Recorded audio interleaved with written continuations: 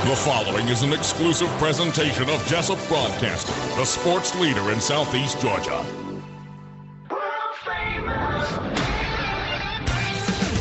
The world famous Butch and Bob Show.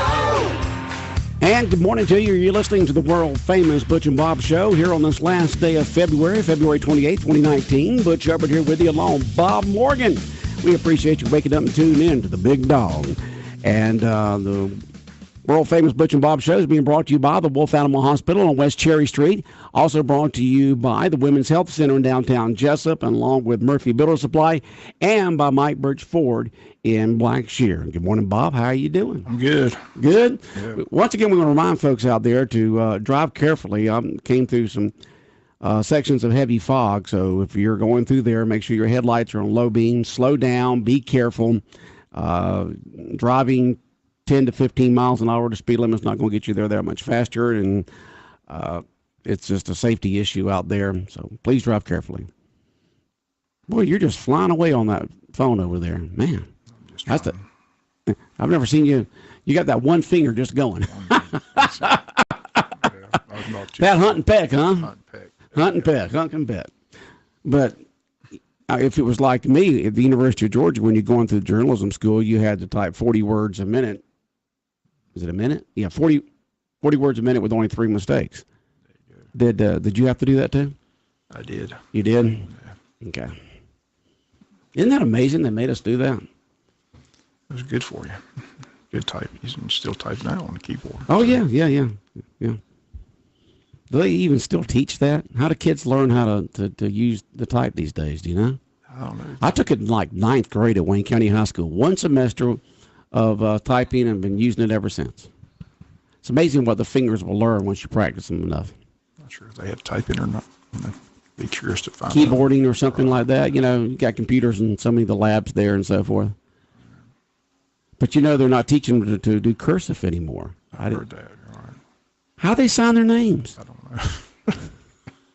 What, they make X's? Yeah. You print your name. My name is Butch B.U. Hubbard. You know, no cursive anymore. No cursive.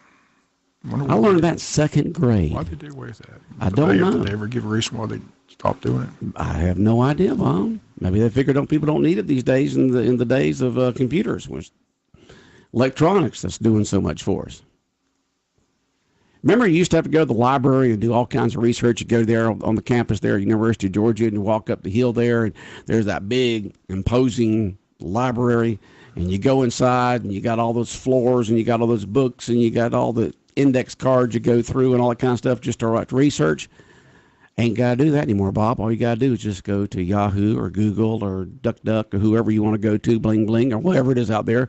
Search it up, and there it is. Ain't even got to leave the comfort of your apartment or dorm room. That's where my job was at the library. I said I worked in the basement in microfilm newspapers. They put you down in the basement, huh, Bob? In the basement. Yeah. We're going to put Bob in the basement. So what'd you do down there? Microfilm newspapers. Oh, you did? Old newspapers, Yeah. yeah. Just turn a page, Yeah. Mm-hmm. take a picture, turn a page. That's a tedious job, isn't it? It was a tedious job. But it paid the bills. Paid the bills. And it wasn't hard. No, that doesn't sound very it hard. wasn't. So how long did you have to do that? How long did you do I did that for 3 years. 3 years? 3 years, yeah. God, what did that do to your brain? I mean, I knew that library staff well. They liked me.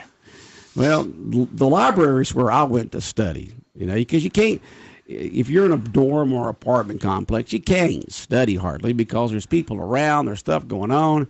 You go to the library, you can sit there and get you in one of those little cubicle areas and just sit and study. And I told that story. College, to me, college was, I mean, it was crazy. I went in there the first year, you know, at high school, you go all day. You start at 7 o'clock, get there at 3 or 4 o'clock, you know. Mm-hmm. Walked in, the counselor says, you know, you're going to take 3 classes. You're going to take AP English, history, whatever, PE, and so I'm out at 12 o'clock. I'm like, so I called my parents, and I don't know what I'm going to do the rest of the day. They said, get a job. That's what you're going to do. Well, if you're able to, what? Get a job? Get a job. Yeah. Yeah. So, you know, and that's the thing about it is you know, When you took 3 hours, we were on the quarter system back then. I can't believe I was out by 12 noon. Well, it didn't have to be noon. I mean, not all classes were from 9 to 12. You could have that's one, what they asked one you. or two. They said, you're a morning person or nothing. I said, what do you mean? They said, what do you want to take your classes? I said, the sooner the better. Let's get them over with. So I said, well, what I did, I'm out at 12 o'clock. Started at 8 o'clock, out at 12. I was like, what do I do the rest of the day? Dad had to answer for that. Get a job. Yes, sir. Good old Dad. Words of wisdom there. Pay the bills. So that's what I did. I always tell advice for any students that's going to be freshmen going to college. I said, do not, under any circumstances, if you can help it, get an 8 o'clock class. They still the earliest you start, it should be 9 o'clock. Because freshmen, they've been at home, they've had mom and dad there, they've had guardians there, they've had them help them get out of bed, get to school. But when you're up there at college, you're all on your own. Nobody's making you do anything. So at least start at 9 o'clock because it's hard for a lot of students to get up there early on their own. You had to take an elective PE, and they had all kinds of choices. Right. They had basketball one time, but my favorite was billiards. And that was billiards. Billiards, yeah. They had bowling. They had. My favorite was bowling. Yeah, my favorite was bowling. But I said billiards. Let's do that. So you learn how to become a sharpshooter in that. Spend all day in the pool hall. That was fun. Were you a hustler, Bob, there at the University of Georgia? I wasn't very good. I didn't have enough money to hustle. Your billiard game is kind of like your golf game, huh? Yeah, I was decent, but I wasn't. There's some sharks in that class. Oh yeah, there's some. They've been practicing in since high school. Sit around. They used to have that game room right down from. There was Millage Reed and Payne Hall right there, and right down the road there was a they had a little game room restaurant. They had pool halls in there. Right. It was fun to go in there during your lunch break and just watch the hustlers just take people's money. Yeah. Well, I was there at Reed Hall, and of course we have the student center right there next to us. And down in the basement was where the pool hall was, where the pinball machines were, and all that kind of stuff. That was a good elective. My dad didn't think that was a good elective. He didn't think so? He thought I was wasting my time. Well, he said, it's your life, he said, you're not even getting any exercise. At least doing basketball or jog or whatever. I said, I just thought it was, got an A in the class, though. That was good. You did? Yeah. Got an A, yeah. I think I got an A in bowling, took basketball, too. Yeah. All that's that freshman stuff. Do they still do that up there? I don't know if they make them do that kind of stuff. I don't know if they take PE anymore. I don't know if they do PE anymore. I don't know.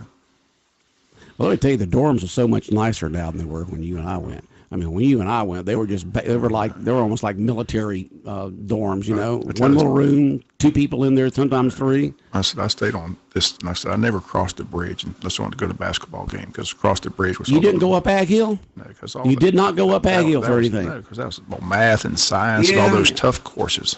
But you had to have a minor?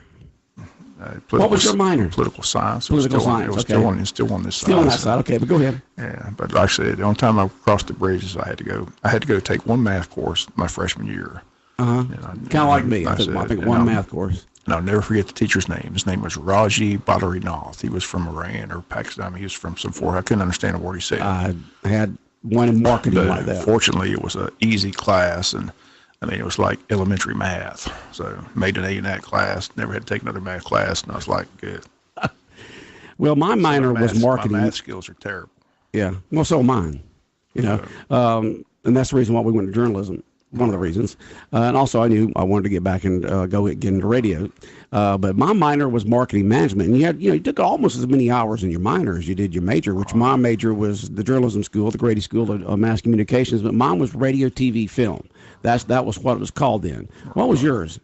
It was just radio, TV broadcast, what they called it. Okay, mine was radio, TV, film. So I had to learn. We had to go to the studios there, down in the basement there at the journalism school to go into the radio studios. Had to do television. Had to learn how to do the cameras. Had to learn on camera, how to do the producing, and then film. You had to learn how to make movies. Made many movies. Go around Athens with a little camera and do all kinds of stuff, and then splice it all together and do that. Who was your professors? I can't remember. The one that was the funniest was Dr. Fletcher. Yeah. I had him for 2 different courses in the journalism school, and he was absolutely hilarious. I had Dr. Martin, Dr. Wise. He was tough, though. God, really, he was tough, but he was funny. I had some good professors. Like I said, it was a good school, good journalism school. That's one of the best in the nation. Yeah. I said, those were good times. I said I was there in the glory days, but I said I was there in the Herschel days. Yeah, you were the Herschel days. Senior year, won the national championship. Can't beat that. So it was just a lot of fun. I still tell the story after when I got there. Like I said, I wanted to get into journalism.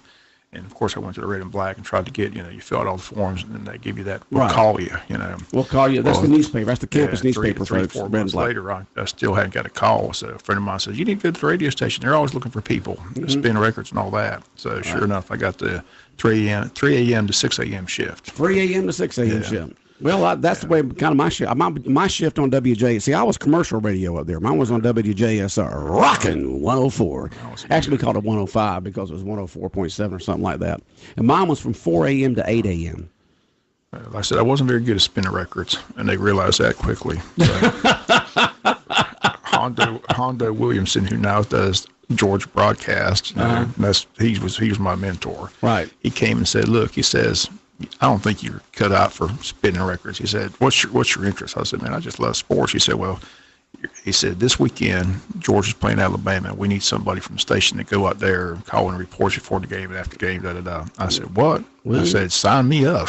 Now, was that there locally or in Alabama? That was in Alabama. Well, they were Tuscaloosa. Got to fly out with a team to Tuscaloosa, Alabama. Now, was the Bear still there? The Bear was still there at that time. Yeah, it was 1977. So it was a great name. But once I did that, I was hooked, and that's what I did ever since. Then my junior year became the assistant sports director. Senior year was the sports director. And I said did girls basketball games on the radio, did the baseball games. Did you get paid for that? No. It was all volunteer. All volunteer. But it was all a great experience. Oh, yeah, it gives you that experience, yeah. Go see on the resume when you SEC basketball. I said interviewing Pat Summitt, girls bat. I mean, it was just. You interviewed Pat Summitt? Many times. Great lady. I mean, was she as pleasant and nice in person? She was just as great. She did. When you saw the interviews on TV. Right. I mean, she was a class act, good lady. Yeah, just classy lady. Plus a great coach. Plus they had great teams. Folks, Pat Summitt was the head basketball coach of the girls basketball team at Tennessee, and one of the most winningest coaches ever. Andy Landers was one of the best women's basketball coaches at Georgia. He was a great guy too. It was fun to talk with him. You get to know this. I mean, it's just a lot of fun. I said there when Dominique Wilkins was there and Vern Fleming. Oh, you were there when Dominique was there. Yep. Yeah. I mean, just great. Thing about it is Dominique gets drafted, and the next year is when the Georgia wins the Southeastern Conference. It's amazing. I still got that great poster. Fred Bennett from Jesup made the poster. They got a great picture of Dominique backward dunk. I still got Fred's that big poster. I grew up with Fred here downtown. I still have that poster. So, but actually 2 years. My freshman and sophomore year.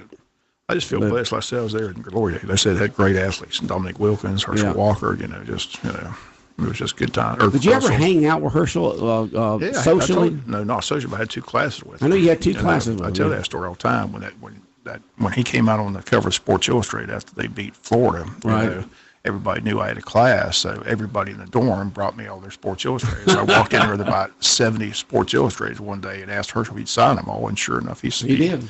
He signed every one of them. And I was a hero of the dorm. I was like, here's yours. Bob got anything he wanted the rest of the semester there in that dorm. Yeah, and which dorm was that? Millage. Yeah, I stayed there all 4 years. So. Oh, did you? Wow. I couldn't afford anything else. But. I was at Russell Hall for a while, then I was at Reed Hall for a while, then Callaway Garden Apartments, and then my senior year I was in family housing because I got married. I took 2 classes with Herschel. I had a speech class with him and I had an economics class with him. He needed a speech class. Yeah, he just. But he's great. I know when he first got out of football and did some of those games for public television for the playoff games in November, December, he wasn't that good. But today he is. I don't know what kind of mentor he had to teach him, but he is a great broadcaster today. Herschel Walker is. But he wasn't when he first started. He was just a good guy, great athlete. I said it's still funny because I was in the locker room when they beat South Carolina, him against George Rogers, and he carried it like 30-some times. And he's in the locker room, and Jim Lampley, ABC, puts that microphone in his face and says, "Herschel, you carried it 36 times. Are you tired?" And Herschel said, "That ball ain't heavy." Of course I'm not tired. Still a classic.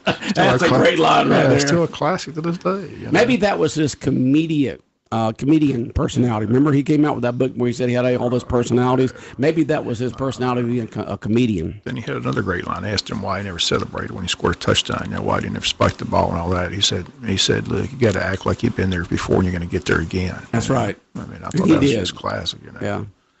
I mean, too bad they don't go by that standard nowadays. But that was his line. He said, look, you act like you've been there before. You're going to get there again. We're going to be there again. No big deal. Yeah. And when they asked him about the Colin Kaepernick with the knee situation and stuff like that, they asked his opinion on that, and he said, well, the players have the right to express their opinions, but not at work. You know, you don't do that out there in front of all the fans and television and radio and all that kind of stuff like that. You're not out there to you're there to play a ball. You're at work. You're doing your that's your job.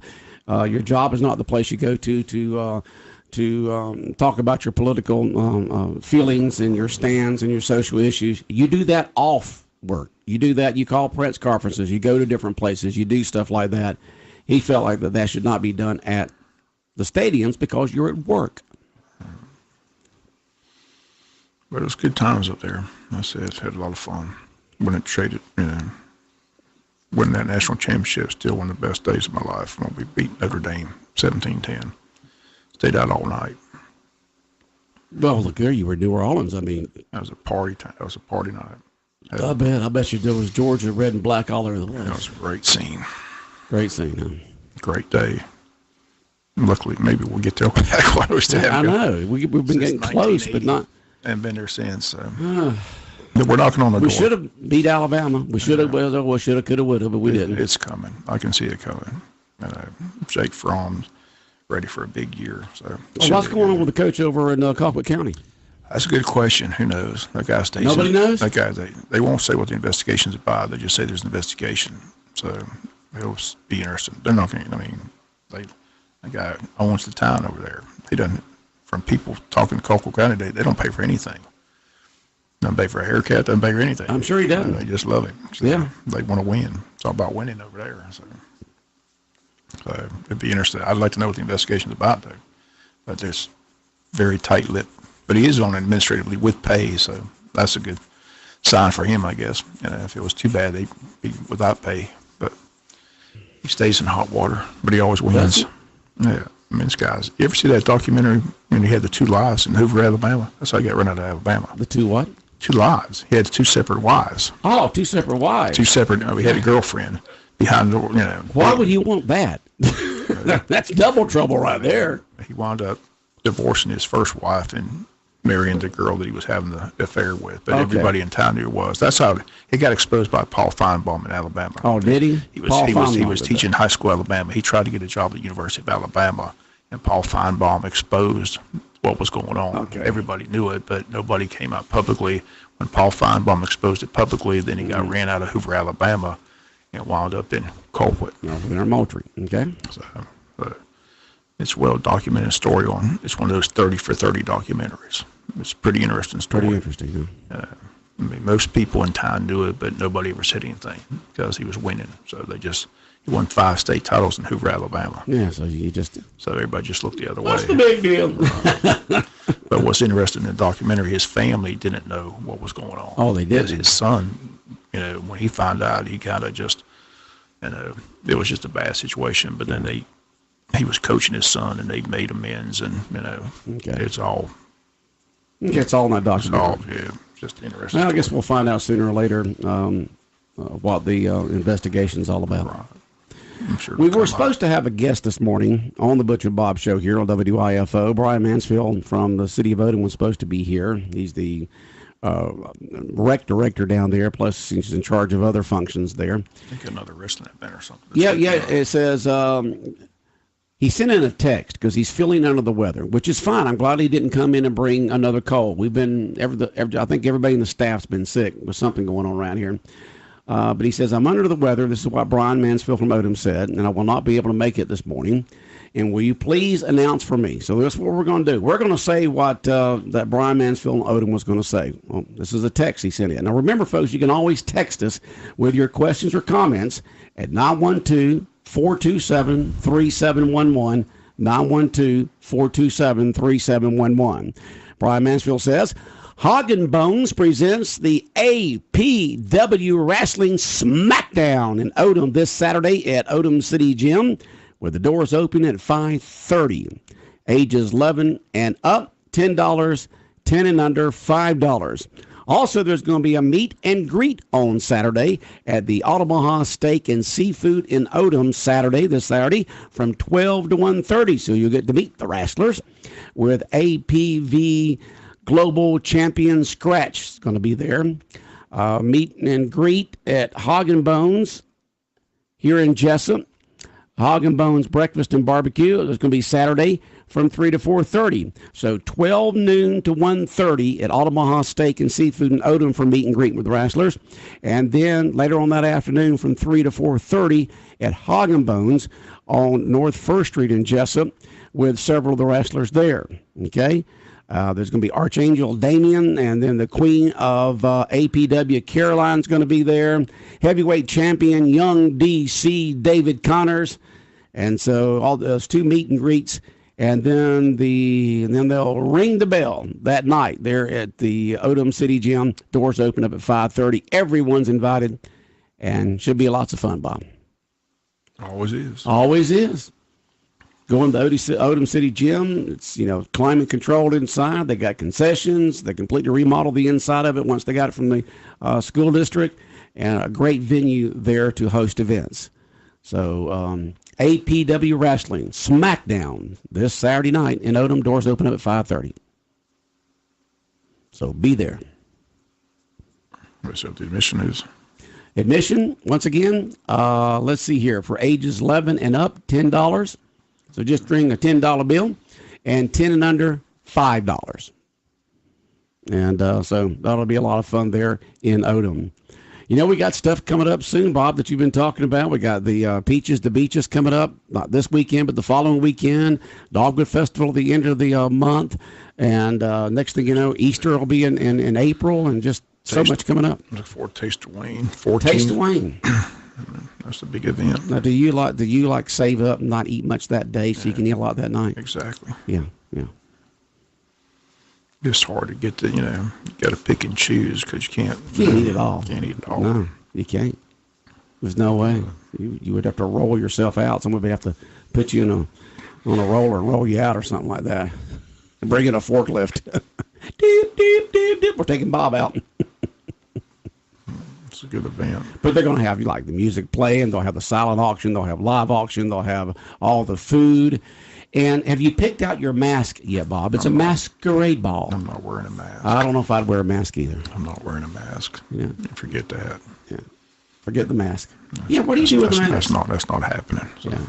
You're not happening. I don't blame you. I wouldn't even know where to get a mask. That's what I'm curious. Where do you buy the mask at? I mean, the internet is your friend. It's not like it's Mardi Gras in Wayne County. I used to have stores. They're going to have masks there. I used to have stores in New Orleans. You used to get a good mask, but I don't. Yeah. We're not talking about Halloween masks. This is masquerade. Just curious, it's like a masquerade ball. Where do you buy a mask in Wayne County? I don't know if you'd buy one in Wayne County. Only at Halloween, but this is not supposed to be a Halloween mask. Like you said, internet's your friend. Like Jonathan said, you got to get on the internet, I guess, and buy one. I don't even know. I wouldn't even know what type of mask. Okay, masks for sale. That's for sale. Oh, you're not wearing a mask. You couldn't have one of those kinds. I got to check the base. Somebody said there's a baseball game that day. I don't think there is. What's that? Somebody said there's a baseball game that night. So if there's a baseball game that night, I don't even get together. Here, look at some of these right here. Look at those masks right there. See, here's what you can wear. What about that guy with the golden stuff right around there? Look at there. Isn't that cool? I'll pass. Maybe we can find a Georgia Bulldog mask. Oh, my word. Look at all these. Now, those are some ugly masks right there. There you go, Bob. What's the cost of those? I got the cost of those. And where would you wear it other than? Well, they range from $39 to $175 to $189. I guess it's just my word, those are some ugly masks. I need to go to a different site. Now, this was from Italy. Those from Italy. No, I don't want Halloween mask. costume mask and costume mask. We're going to eBay now. Okay, We're a Freddy Krueger mask. that's not what. This is a masquerade ball, not Halloween, Bob. All right. Yeah, they got all kinds here. I'm not wearing a mask. Yeah, I don't blame I'm you. just going in to eat some food. Yeah, if you wear a mask, how do you eat? Yeah. I guess you get the kind. You can get the kind just around the eyes. They got a bunch of them here. You got to hold it. Oh, here you go. You got to hold it all the time. Yeah, so that's just there you seems go. like it'd be aggravating. Who's that character right there? We learned that in drama. Who is that character right there? I don't remember. He's from France. He's got the curled up mustache, the little hair right below his chin that goes straight down, the black eyebrows with that little grin on his face. Oh, who was it? We learned that in drama. Huh? I can't hear. It says just go to Walmart and get a Lone Ranger mask. Try the Dollar Tree. Try the Dollar Tree. They got masks. I don't think we're talking about masquerade mask, but that would be a good one right there. That would be a great one. But the thing about it is that, it's V for the Vendella mask, adults men mask, Vendella. That's right. That's the Vendella, and but you couldn't eat with that on. But it's a great looking mask. Yeah, it just seemed to be aggravating. You got those little masks just around your eyes, but you got to hold it all day. No. We talked to them about that. You can't really do that. But you can get the mask that just go around the eyes. That's what you've got to try to find. Something like, you got the Vendetta we just talked about there, but it's like for a woman right there. See that mask right there? It's just around the eyes. Maybe we can find a good one for you just around the eyes and nose, Bob. I'm not wearing one. You're not wearing one. Not wasting my money on Yeah, masks. well, the thing about it is like they said, you don't have to wear a mask. It's just a masquerade ball. If you want to wear one, that's great. If you don't, no big deal. You won't feel out of place because there'll be a lot of folks not wearing masks. They want you to hold the mask so you can't eat with both hands. No, they don't want you to hold one. No, they mentioned the other day that they really don't expect people to use one of those hold up masks because you got to have your hands to. Well, actually, it's difficult. You got to have your plate in one hand, your drink in the other. So you really got to go find a little table to stand over, sit to put your stuff on, to be able to eat and drink at the same time because you can't eat and drink at the same time. You got to use one hand for something to eat with. So we'll find you a great mask, Bob. And then you can make a decision whether you want to wear it or not. I'll do some research. I'm not just have an open mind. Have an open mind. A mind is like a parachute. It works better when it's open. Okay, so don't close it. Let's find you one, and I don't blame you. I probably won't wear a mask either unless I just find that just right mask, and it's priced for $2 or less.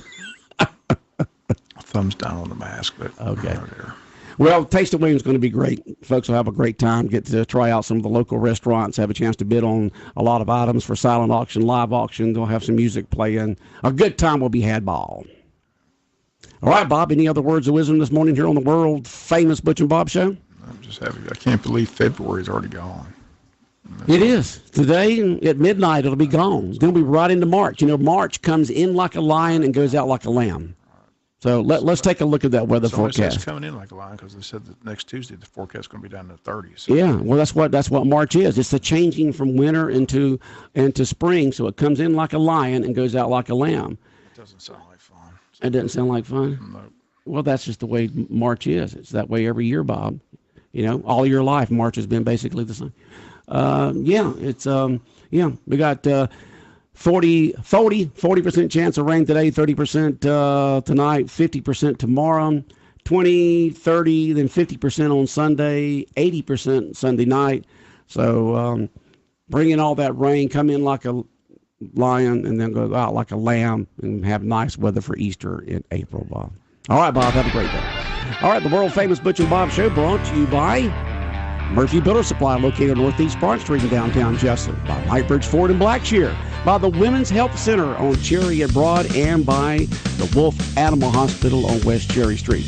You're listening to 105.5 FM in Jess. Oh, he took the picture. He took the camera down already. I was going to hold up the camera. There you go. Right there, as you can see on right here, I'm holding up. Let me get this angle right. There we go. I'm holding up a certificate for 4 people to be able to go to Wild Adventures Park absolutely free. That's right. We're going to give away a family 4-pack. The world famous Butch and Bob Show.